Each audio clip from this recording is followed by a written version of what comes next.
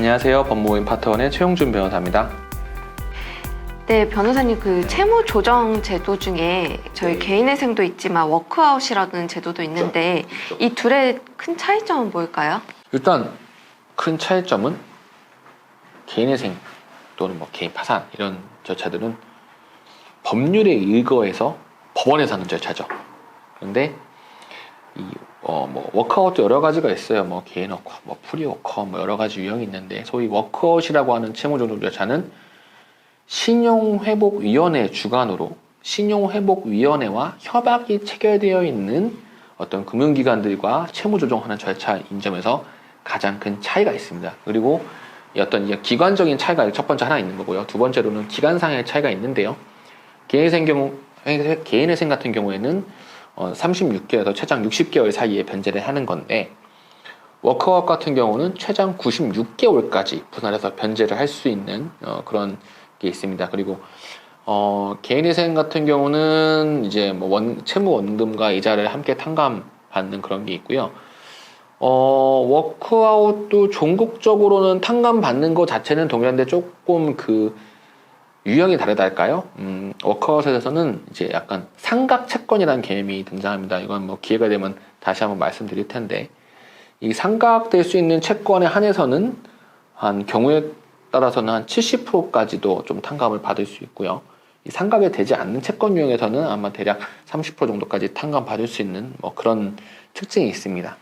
네, 변호사님 그럼 상각 채권으로 간주하는 건 어떤 경우인가요?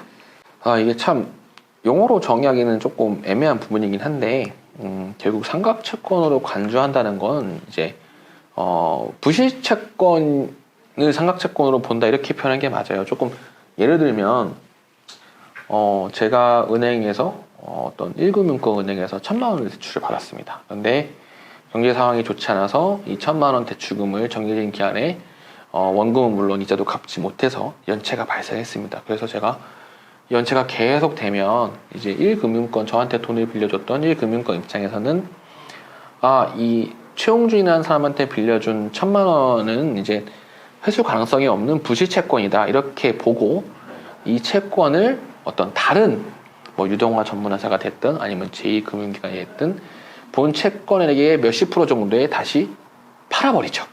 그러면 이제 다시 이 채권을 매수형 기관에서 취시명의를 하면 또 다시 파는 경우도 또 있을 수 있고요. 하다가 취시명이 안 되면 이제 또 파는 거죠. 이렇게 회수 가능성이 없어가지고 실질적으로 회계상 어떤 자산에서 빼버리는 채권들을 이제 소위 말하는 상각 채권으로 간주한다고 볼 수 있는 거고요. 그래서 이 워커 관점에서 말씀드리면 보통 이제 연체 기간이 길면 길어질수록 상각 채권 당연히 보고 또 상각 채권에 대한 탕감률도 연체 기간이 길면 길수록 늘어집니다. 뭐 조금 전에 이제 뭐 상각 채권의 경우 70%까지도 탕감된다고 말씀드렸는데 이거는 이제 어떤 뭐 차상위 계층이나 정말로 누구나 봐도 곤궁한 지경에 처해 있는 분들에 한해서 그런 거고 실무상으로는 사실 뭐 50% 이상 탕감되는 경우가 아주 많이 있지는 않습니다. 네, 그럼 개인회생을 하고 있다가 워크아웃으로 변경할 수 있는지 아니면 반대로 워크아웃을 하다가 개인회생을 신청할 수 있는지도 좀 궁금한데요. 당연히 가능합니다. 일단 뭐 개인회생 절차를 원래 진행하시다가 사실 변제 계획 자체는 나왔는데 사실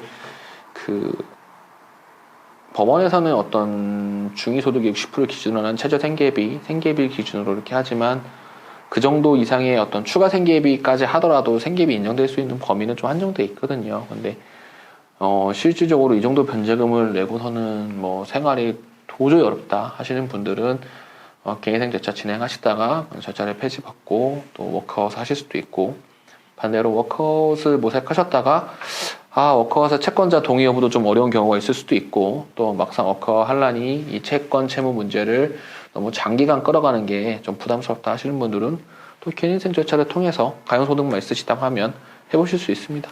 그럼 어떤 경우에 개인회생이 적합하고 어떤 경우에 워크아웃이 적합한지 알 수 있을까요? 이 부분은 채무자분 가계 사정에 따라 좀 다른 부분이 있는 것 같아요. 어쨌든 채무 원금 수준이 어느 정도인지도 좀 봐야 될 거고 그리고 예를 들어서 좀 단순한 예를 드는 게 맞는 것 같아요. 제가 월급이 상당히 많은 경우를 가정해 볼게요. 아주 극단적으로 이해가 쉽게 제 월급을 1,000만 원 번다고 가정하는데 1인 가구입니다. 그래서 생계비가 이것저것 추가 생계비에도 법원에서 한 120만 원, 130만 원 잡아줬습니다. 그러면 가용소득 전부 투입의 원칙에 따라서 회생을 진행하려면 1,000만 원에서 약 120만 원을 뺀 나머지 880만 원을 갚아야겠죠. 그런데 사실 매월 880만 원씩을 36개월 갚아간다는 건 매우 힘든 일이에요. 사실 이제 1,000만 원 정도의 소득을 버는 사람이 자기 차원에는 아끼고 아껴서 생활 수준을 유지한다 하더라도 생계비보다 많이 들어갈 수도 있고요. 그러니까 이런 경우 이 사람은 내가 아끼고 아껴도 한 달에 최소 300만 원 정도의 생계비는 필요한데 회생을 통하면 인정받을 수 있는 생계비의 범주는 120만 원이고 그러면 결국에는 어떻게 한두 달 겨우겨우 880만 원씩 갚아 나가다가 이 돈이 비는 경우가 발생할 수 있고요. 그러면 결국에는 이제 완제가 안 돼서 폐지가 되죠. 근데 이런 경우에 워크아웃을 한다고 하면 변제 기간이 최장 96개월로 늘어납니다. 그러면 이 경우에는 채무자가 똑같은 소득 수준에 똑같은 생계비 인정받는다 하더라도 기간이 긴 만큼 월 불입할 액수가 낮아지죠. 그러면 자기가 비록 길지만 이 관리가 가능해지는 상황이 되는 겁니다. 그래서 이게 뭐 회생이 좋다, 워크아웃이 좋다 이런 건 없고요. 내 가계 수준에 의해서 내가 지속 가능한 지속해서 변제할 수 있는 가능성이 어떤 제도가 높은지를 방금 좀 말씀드린 사례에 비춰서 생각해 보셔서 제도를 선택하시는 게 맞는 것 같습니다. 혹시 워크아웃 제도의 단점이라는 것이 있을까요? 단점은 회생 절차의 개인회생 절차에 비해서는 크게 두 가지죠. 첫 번째, 기간이 좀 길다. 기간이 길다는 게 물론 모두가 96개월까지 해야 되는 건 아니지만 개인회생 절차에 비해서는 그 호흡이 긴 건 분명합니다. 그래서 이 길다는 게 월 내야 되는 돈이 적어진다는 장점도 있지만 반면에는 이 채권 채무 관계를 종료시키는데 또 좀 개인회생보다는 36개월보다는 또 많은 기간이 걸린다 하나가 있을 수 있고요. 두 번째는 채권자 동의가 필요하다는 거죠. 개인회생에서는 채권자 동의 여부가 필요하지 않아요. 이제 법인회생은 달라요. 법인회생이나 일반회생 경우 같은 경우는 채권자 동의가 필요하거든요. 근데 개인회생 절차에서는 어떤 청산가치보다 많은 액수의 금액을 변제하고 뭐 이런 것들이 어느 정해진 요건을 넘기면 채권자 동의는 뭐 굳이 필요하지 않습니다. 그런데 워크아웃에서는 채권자 50%의 동의를 받지 않으면 진행할 수 없다는 한게 있고 또 한 가지인데요. 워크아웃은 신용회복위원회와 협약을 맺은 금융기관과 사이에서의 채무를 조정하는 겁니다. 그래서 뭐 내가 개인적으로 돈을 빌렸거나 뭐 친구한테 사적으로 돈을 빌렸거나 이런 경우는 이 워크아웃 제도를 통해서는 어떤 면책이나 탕감을 기다리기 어렵다. 뭐 이런 크게 세 가지가 개인회생과 비교했을 때 워크아웃 제도의 단점이라고 볼 수 있을 것 같습니다.